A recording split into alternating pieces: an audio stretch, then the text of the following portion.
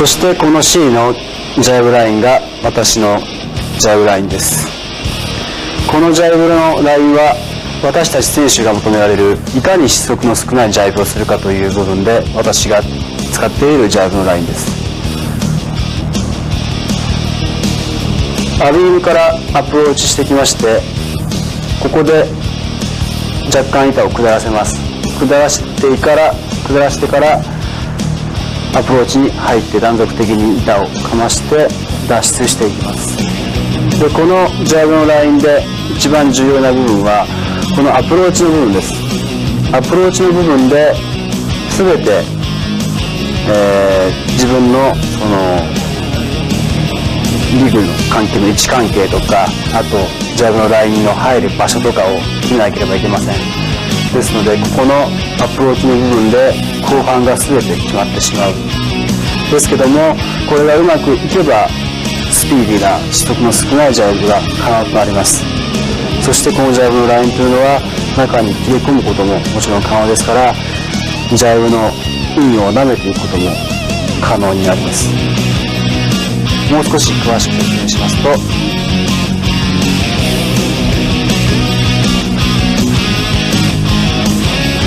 アビームで流してきて、そして若干板を下らせます。下らせまして、その下らしたその動作のすぐに板をかまして断続的に回して脱出していきます。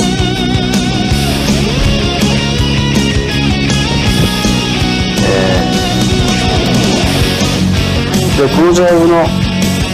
一番大事なキーポイントになる部分がこちらのアプローチの部分です。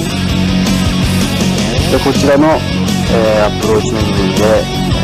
詳しく説明していきますと、キーポイントになるこの部分を説明していきます。風向きはこちらですね。アビームに対して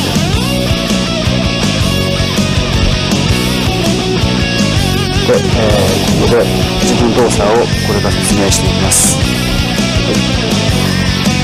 ちらから入りまして脱出していくんですね。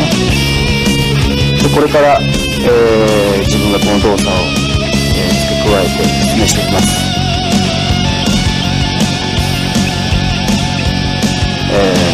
アビームからこうセーリングしている状態からあります。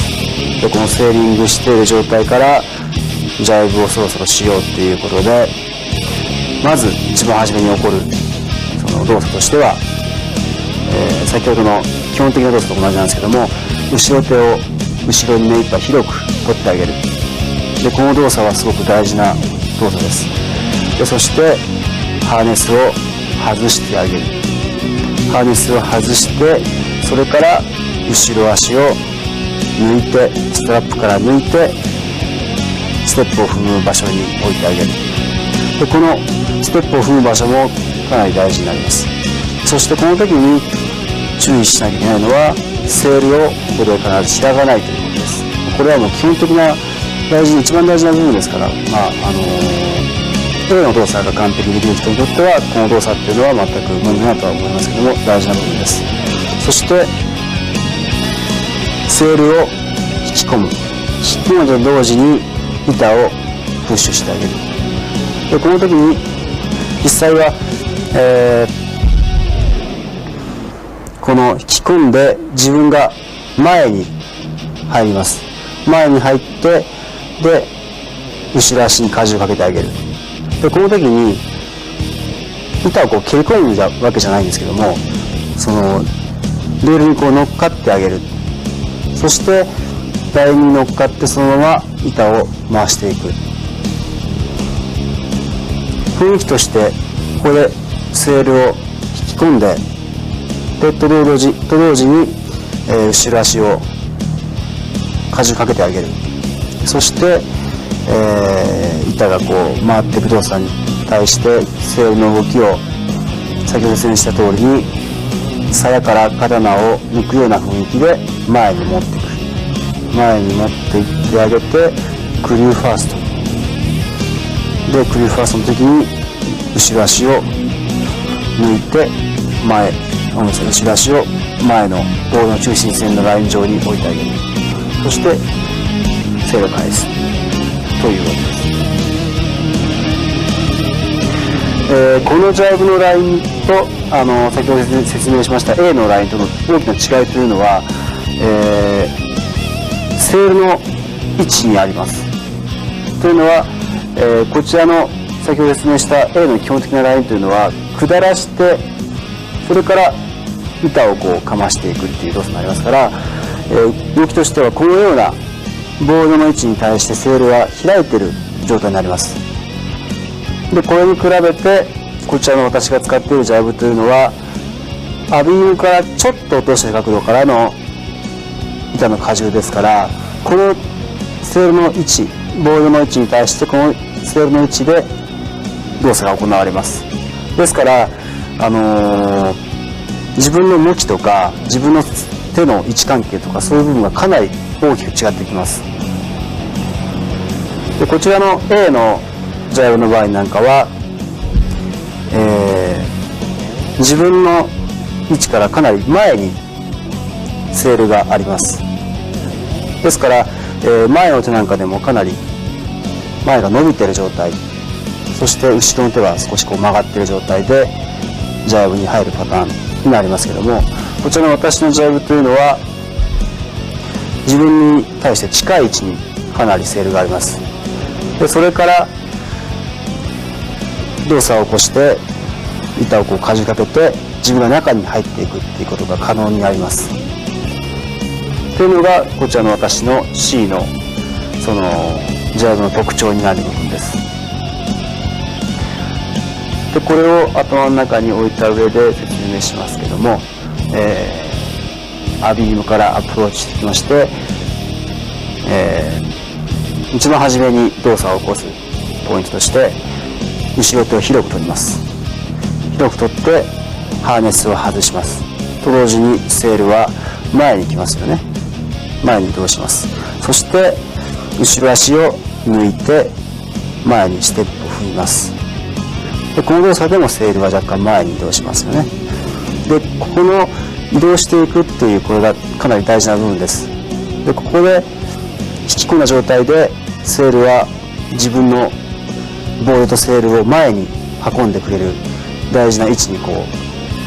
ういなくてはなりません。でそれがこの手を広げる、そして自分が前の足のステップを踏むっていう後ろ足のステップを踏むっていうことでそのセール位置を大事なポイントにこう持っていくことが大事な部分です。でそして、セールを引き込むと同時に後ろ足で荷重をかけてあげる。荷重をかけて、でこの時に一つポイントになる部分が前の手を広く取るんではなくて、前の手をこう伸ばすんではなくて自分の肩を中にこう入れてあげるような感覚で回し込んであげると、セールの重心と自分の重心がより近くなります。でそしてセールが極端にこう水面に対して近くなりませんから、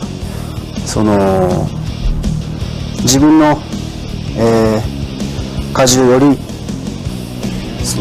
中に入れることが可能になります。そして、先ほど説明したような感じで A の基本的なセールの動きですよね。鞘から刀を抜くような雰囲気でセールを前に持っていってあげる。そしてクリューファーストの時に前足のストラップが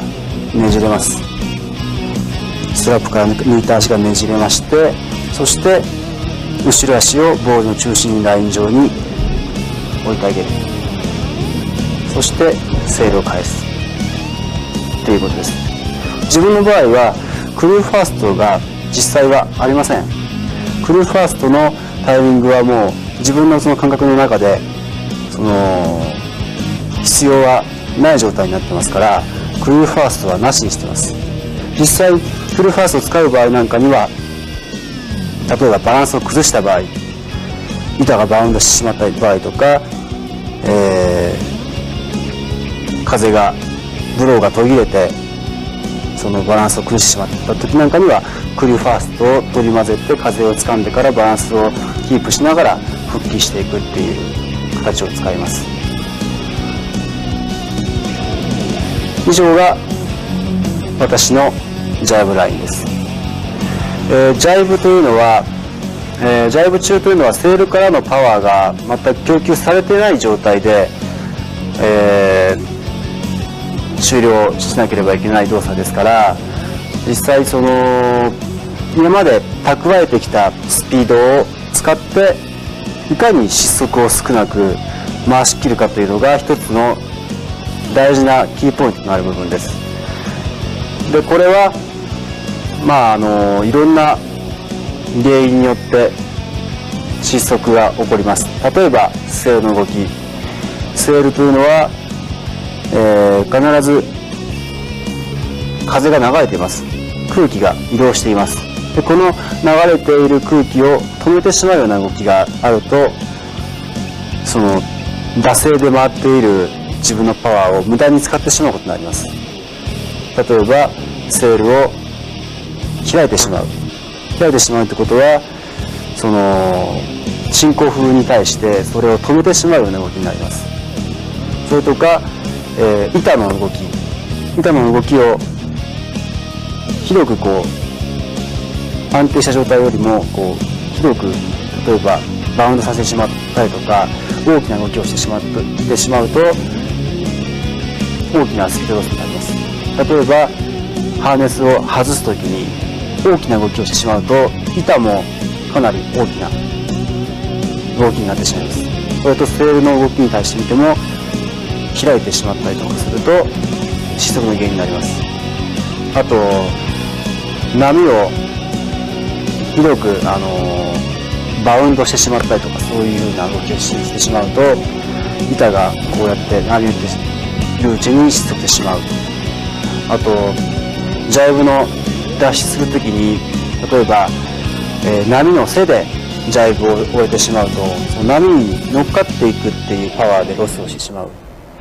実際理想的なのは波のボトム側で脱出するのが一番パワーのない状態にとっては理想なその状態になります。それが失速を減らすポイントのある部分です。ここに行くまでウィンサーフィンを楽しんでください。